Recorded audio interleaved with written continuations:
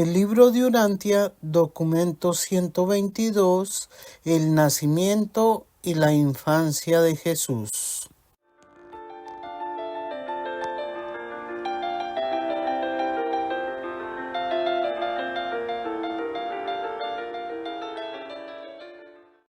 Sexto, la casa en Nazaret.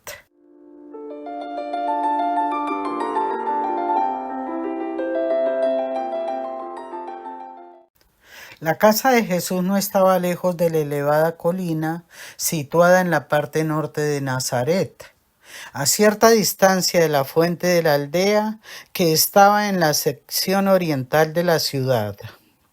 La familia de Jesús vivía en las afueras de la ciudad, lo cual posteriormente le permitió a Jesús disfrutar de frecuentes caminatas en el campo y subir a la cumbre de la elevación cercana que constituía la colina más alta del sur de Galilea, a excepción del monte Tabor al este de la colina de Naín, que tenía aproximadamente la misma altura. Su casa está ubicada hacia el sur y el este del promontorio sur de esta colina y aproximadamente a mitad de distancia entre la base de esta elevación y el camino que conducía de Nazaret a Caná. A Jesús le encantaba subir a la colina. Otra de las caminatas favoritas era un angosto sendero que rodeaba la base de la colina en dirección noreste hasta el punto en donde se unía el camino a Séforis.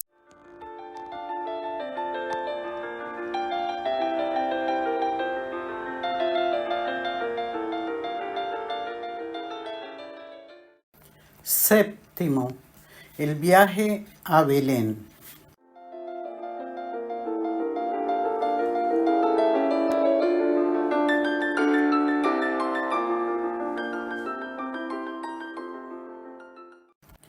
En el mes de marzo del año 8 antes de Jesucristo, el mes en que José y María se casaron, César Augusto decretó que todos los habitantes del Imperio Romano deberían ser contados, que se realizaría un censo para mejorar el sistema de impuestos. Los judíos siempre estuvieron en contra de los intentos de contar a la gente. Este hecho, sumado a las graves dificultades internas del gobierno de Herodes, rey de Judea, había conspirado para ocasionar el aplazamiento del censo en el reino judío por un año. En todo el Imperio Romano este censo se realizó en el año 8 antes de Jesucristo, pero en el reino palestino de Herodes ocurrió un año más tarde, el año 7 antes de Jesucristo. No era necesario que María fuera a Belén para registrarse, pues José tenía autorización para registrar a toda la familia. Pero María, siendo una persona enérgica y que amaba la aventura, insistió en acompañarle. Temía quedarse sola por si el niño nacía durante la ausencia de José, y puesto que Belén no estaba lejos de la ciudad de Judá, María anticipaba una posible visita agradable a su parienta Elizabeth.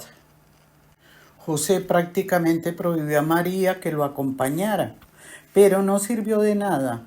María preparó alimentos para los dos suficientes para 3 o 4 días, aprontándose para el viaje. Pero antes de partir ya José se había reconciliado con la idea de que María lo acompañara, y al alba partieron alegremente de Nazaret. María y José eran pobres, y puesto que tenían un solo animal de carga, María, que estaba encinta, cabalgaba el animal con las provisiones, mientras que José caminaba conduciendo a la bestia. El construir y amoblar la casa había sido un gasto grande para José, quien también tenía que contribuir para mantener a sus padres, puesto que su padre había sido incapacitado poco tiempo antes. Así partió esta pareja judía de su humilde hogar una mañana temprana, el 18 de agosto del año 7 antes de Jesucristo, en dirección a Belén. El primer día de viaje los llevó al pie del monte Gilboa, donde acamparon durante la noche junto al río Jordán, conversando largamente de qué clase de hijo les nacería. José lo veía como maestro espiritual y María como un Mesías judío, un libertador de la nación hebrea. Bien temprano, a la mañana siguiente del 19 de agosto, José y María reanudaron su viaje. Tomaron su almuerzo al pie del monte Sartaba, que domina el valle Jordano, y prosiguieron su viaje, llegando por la noche a Jericó, donde se alojaron en una posada del camino en las afueras de la ciudad. Después de la cena y las conversaciones sobre la opresión practicada por el gobierno romano, Herodes, el censo y la influencia comparativa de Jerusalén y Alejandría como centros de conocimiento y cultura judíos, los viajeros nazarenos se retiraron para descansar. Muy temprano por la mañana del 20 de agosto, reanudaron su viaje, llegando a Jerusalén antes del mediodía. Allí visitaron el templo y luego siguieron camino hacia su destino, llegando a Belén a media tarde. La posada estaba repleta y José buscó alojarse con parientes lejanos, pero todos los cuartos en Belén estaban totalmente ocupados. Al volver al patio de la posada, le informaron que los establos para las caravanas, labrados en los lados de la roca y situados justo por debajo de la hostería, habían sido vaciados y limpiados para alojar viajeros. Habiendo dejado el burro en el patio, José cargó con las bolsas de indumentos y provisiones y descendió con María los escalones de piedra hasta su alojamiento.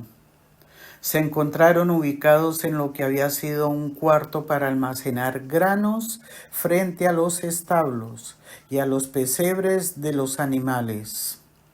Habían colgado cortinas de lona y ellos se consideraron afortunados de haber conseguido un alojamiento tan cómodo. José había pensado salir inmediatamente para registrarse, pero María estaba cansada, se sentía mal y le rogó que permaneciera a su lado, a lo cual él accedió.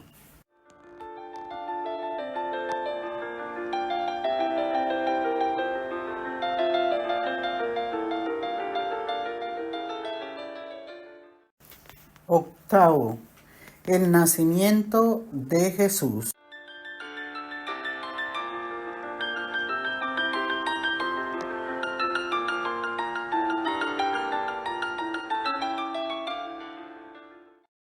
Durante toda esa noche María estaba inquieta, de manera que ninguno de los dos durmió mucho. Al alba, los dolores de parto ya se habían evidenciado, y al mediodía del 21 de agosto del año 7 antes de Jesucristo, con la ayuda tierna de otras viajeras, María dio a luz un niño varón. Jesús de Nazaret había nacido en el mundo. Se le envolvió en ropas que María había traído por precaución y se le puso en el pesebre cercano. Así nació el niño prometido, es decir, de misma manera que todos los niños que antes y desde entonces han llegado al mundo. Y al octavo día de su nacimiento, y de acuerdo con la práctica judía, fue circuncidado y se le llamó formalmente Josué. Abro paréntesis. Para entender por qué aparece el nombre Josué reemplazando el nombre Jesús en la Biblia, tendremos que remontarnos a la época de Jesús. Recuerden que en tiempos de Jesús se hablaba el arameo. Por lo tanto, este nombre llegó al español desde su variante en arameo Yeshua, a través del griego Iesous y del latín Jesús. También se podrá traducir como Josué, ya que es otra adaptación del mismo nombre, porque Josué es Yeshua en arameo, que al traducirlo al griego reemplaza la Y por la I latina. En consecuencia, gramática y fonéticamente, la variante es Iesous. Luego del griego al latín, la variante es Jesús. Y finalmente al idioma español, que se pronuncia como se escribe Jesús. Cierro paréntesis.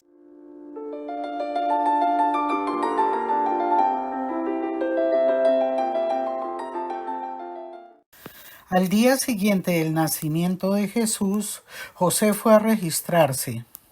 Se encontró con un hombre con el que ellos habían conversado 2 noches antes en Jericó, y éste lo llevó a ver a un amigo rico de él, y éste tenía una habitación en la posada, y dijo que con placer intercambiaría las habitaciones con la pareja de Nazaret. Esa misma tarde se mudaron a la posada, donde permanecieron casi 3 semanas hasta que consiguieron hospedaje en la casa de un pariente lejano de José.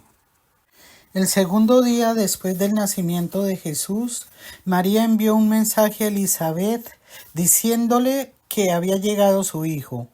Elizabeth respondió, invitando a José a ir a Jerusalén para hablar de todos sus asuntos con Zacarías. A la semana siguiente, José fue a Jerusalén para encontrarse con Zacarías. Tanto Zacarías como Elizabeth estaban sinceramente convencidos de que Jesús estaba destinado a ser el libertador judío, el Mesías, y que el hijo de ellos, Juan, sería con el tiempo el jefe de sus ayudantes, o sea, el hombre destino y su brazo derecho. Como María compartía esas opiniones, no fue difícil convencer a José de que se quedaran en Belén, la ciudad de David, para que Jesús eventualmente pudiera llegar a ocupar el trono de Israel como sucesor de David. Por consiguiente, permanecieron más de 1 año en Belén, dedicándose José a su oficio de carpintero. Ese mediodía en que naciera Jesús, los serafines de Urantia reunidos bajo sus directores verdaderamente cantaron himnos de gloria sobre el pesebre de Belén. Pero estos cantos de gloria no fueron detectados por oídos humanos. No hubo pastores ni otras criaturas mortales que vinieran a rendir homenaje al niño de Belén hasta el día de la llegada de ciertos sacerdotes de Ur que habían sido enviados desde Jerusalén por Zacarías. A estos sacerdotes provenientes de la Mesopotamia se les fue contado tiempo atrás por un extraño maestro religioso de su país que él había tenido un sueño en el cual se le informaba que la luz de la vida estaba a punto de aparecer sobre la tierra en forma de niño en el pueblo judío. Los 3 sacerdotes partieron pues en busca de esta luz de la vida. Después de muchas semanas de búsqueda infructuosa en Jerusalén, estaban por volverse a Ur cuando conocieron a Zacarías, quien les transmitió su creencia de que Jesús era el objeto de su búsqueda y los envió a Belén, donde encontraron al niño y dejaron ofrendas junto a María, su madre terrenal. El niño tenía casi 3 semanas al tiempo de esta visita. Ninguna estrella guió a estos hombres sabios a Belén. La hermosa leyenda de la estrella de Belén se originó de esta manera. Jesús nació al mediodía del 21 de agosto del año 7 antes de Jesucristo. El 29 de mayo del año 7 antes de Jesucristo, hubo una extraordinaria conjunción de Júpiter y Saturno en la constelación de Piscis, y es un hecho astronómico notable el que conjunciones similares ocurrieran el 29 de septiembre y el 5 de diciembre del mismo año. Sobre la base de estos acontecimientos extraordinarios, pero totalmente naturales, los creyentes bien intencionados de las generaciones sucesivas construyeron la atractiva leyenda de la estrella de Belén y de los Reyes Magos adoradores conducidos por la estrella al pesebre para contemplar y adorar al recién nacido. La mente oriental y del cercano oriente se deleita en las fábulas e inventa constantemente bellos mitos sobre la vida de sus dirigentes religiosos y de sus héroes políticos. En la ausencia de la imprenta, cuando la mayor parte del conocimiento humano se transmitía oralmente de una generación a la otra, era muy fácil que los mitos se tornaran tradiciones y que las tradiciones finalmente se aceptaran como hechos.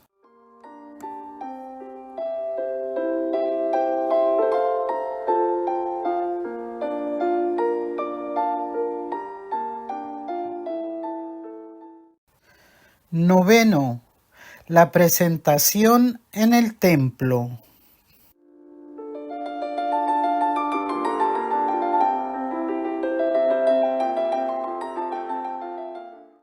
Moisés había enseñado a los judíos que todos los hijos primogénitos pertenecían al Señor y que en lugar de su sacrificio, tal cual se acostumbraba entre las naciones paganas, ese hijo primogénito podría vivir siempre y cuando sus padres lo redimieran mediante el pago de 5 siclos a un sacerdote autorizado. También existía una reglamentación mosaica que mandaba que la madre, después de cierto periodo de tiempo, se presentara o que alguien hiciera el sacrificio correspondiente en su nombre en el templo para purificarse. Era costumbre efectuar ambas ceremonias al mismo tiempo.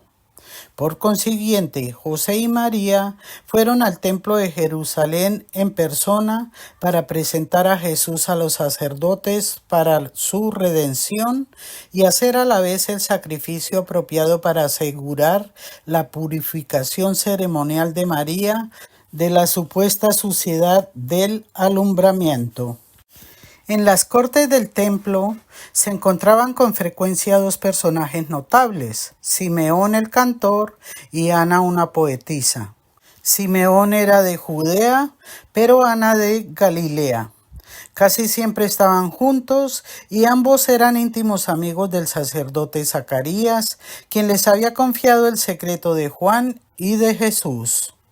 Tanto Simeón como Ana anhelaban presenciar la llegada del Mesías y su confianza en Zacarías los llevó a creer que Jesús fuese el esperado liberador de los judíos. Zacarías sabía qué día vendrían José y María al templo con Jesús y había prometido indicar a Simeón y a Ana mediante un gesto especial de saludo con la mano en la procesión de niños primogénitos, cuál era Jesús. Para esta ocasión, Ana había escrito un poema que Simeón cantó para sorpresa de José, María y de todos los que se encontraban reunidos en los patios del templo. Este fue su himno de redención del hijo primogénito. Este mismo suceso que acabamos de leer podrá encontrarse en la Biblia en Lucas 2, versículos del 1 al 24 y en Mateo 2, versículos del 1 al 23. De igual manera, el siguiente himno que leeremos a continuación puede encontrarse en Lucas 1, versículos 68 al 79. Vale la pena aclarar que este himno en la Biblia va dedicado a Juan el Bautista hijo del sacerdote Zacarías, mientras que acá vemos directamente que es un himno compuesto por la poetisa Ana y cantado por Simeón como halago al recién nacido Jesús. Cierro paréntesis.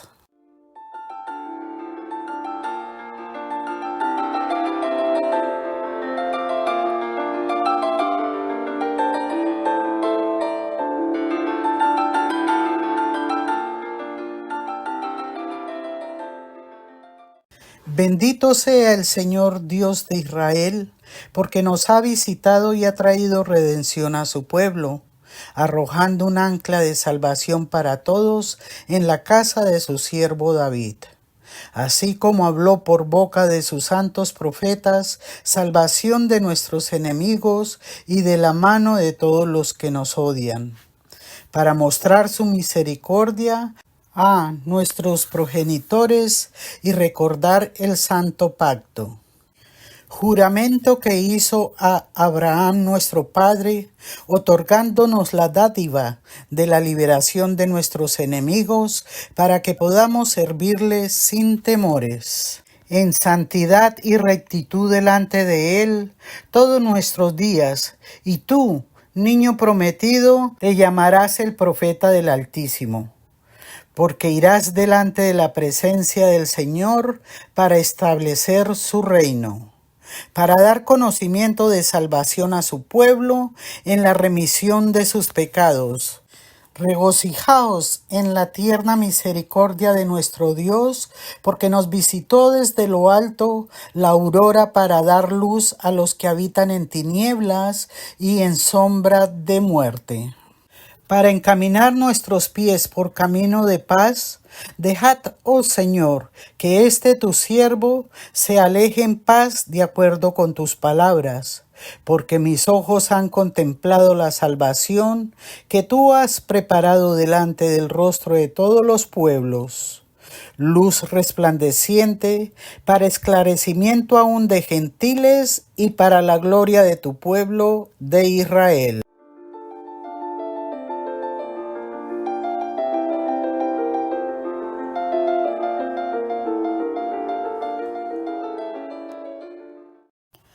Décimo, Herodes actúa.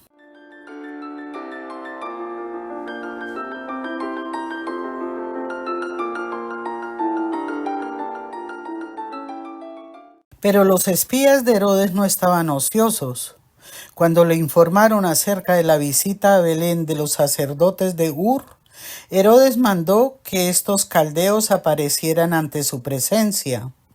Los interrogó diligentemente a estos hombres sabios acerca del nuevo rey de los judíos, pero le proporcionaron muy poca satisfacción, explicando que el niño había nacido de una mujer venida a Belén con su marido para registrarse en el censo.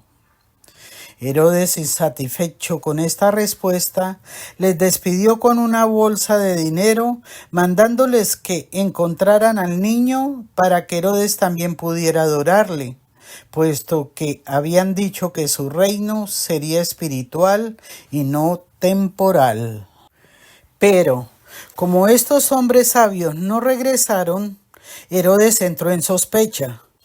Mientras pensaba en estos hechos, volvieron sus espías y le dieron un informe completo sobre los recientes acontecimientos en el templo, trayéndole una copia de la parte de la canción que Simeón había cantado en las ceremonias de redención de Jesús. Pero no se les había ocurrido seguir a José y a María. Herodes se enfadó con ellos cuando le dijeron que no sabían a dónde se habían dirigido la pareja con el niño. Mandó que partieran espías para ubicar a José y a María. Habiéndose enterado Zacarías y Elisabet de que Herodes había mandado buscar a la familia de Nazaret, permanecieron alejados de Belén. Al mismo tiempo, se ocultó al niño varón en la casa de unos parientes de José. José tenía miedo de buscar trabajo y sus pocos ahorros estaban desapareciendo rápidamente. Aún durante el tiempo de las ceremonias de la purificación en el templo, José se consideraba lo suficientemente pobre como para justificar su oferta de 2 palomas jóvenes para la purificación de María, tal como Moisés había mandado para la purificación de las madres pobres. Como después de más de un año de búsqueda, los espías de Herodes aún no habían ubicado a Jesús, y puesto que se sospechaba que el niño todavía estaba oculto en Belén, Herodes ordenó una búsqueda sistemática en todas las casas de Belén y el asesinato de todos los niños varones de menos de 2 años de edad. Así Herodes pensaba asegurar la destrucción del que sería al crecer el rey de los judíos. Así perecieron en un día 16 niños varones en Belén de Judea. La intriga y el asesinato eran acontecimientos comunes en la corte de Herodes, aún dentro de su familia inmediata. La matanza de estos infantes ocurrió a mediados de octubre del año 6 antes de Jesucristo, cuando Jesús tenía poco más de 1 año de edad. Pero habían creyentes en la venida del Mesías, aún entre los miembros de la corte de Herodes, y uno de ellos, al enterarse de la matanza de los niños de Belén, se puso en contacto con Zacarías, quien a su vez despachó un mensajero a José. La noche antes de la masacre, José y María salieron con el niño de Belén, camino a Alejandría, en Egipto. Para evitar atraer la atención, viajaron solos a Egipto con Jesús. Zacarías les dio el dinero necesario para ir a Alejandría, donde José trabajó de carpintero. María y Jesús se alojaron con parientes de la familia de José en buena situación económica.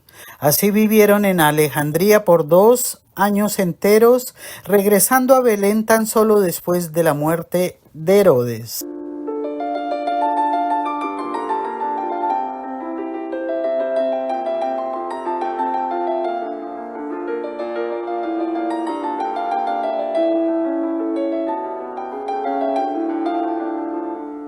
Abro paréntesis. La masacre de los inocentes se podrá leer en la Biblia en Jeremías 31:15. Así dice Yahvé: en Ramá se escuchan ayes, lloro amarguísimo. Raquel que llora por sus hijos, que rehúsa consolarse por sus hijos, porque no existen.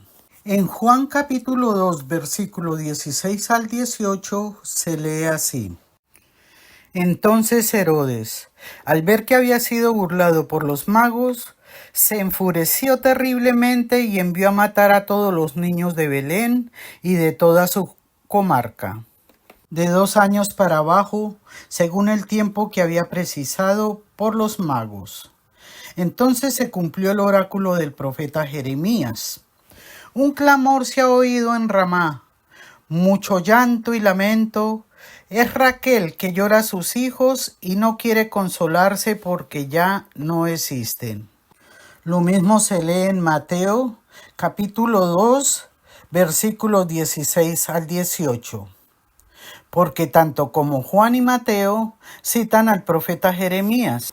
Esto explica por qué algunos versículos en la Biblia son repetitivos con diferentes palabras. Cierro paréntesis.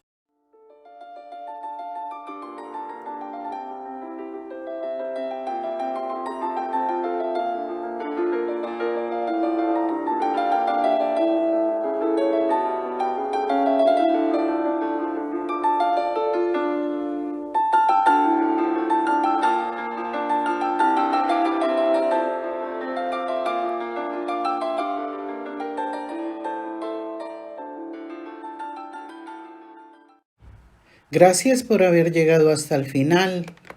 Los ángeles, arcángeles, querubines y huestes del universo que guían hacia la verdad, bondad, el bien, el amor y la belleza, y que trabajan de la mano con el Todopoderoso y su Hijo Jesucristo les llene de bendiciones sus hermosos corazones.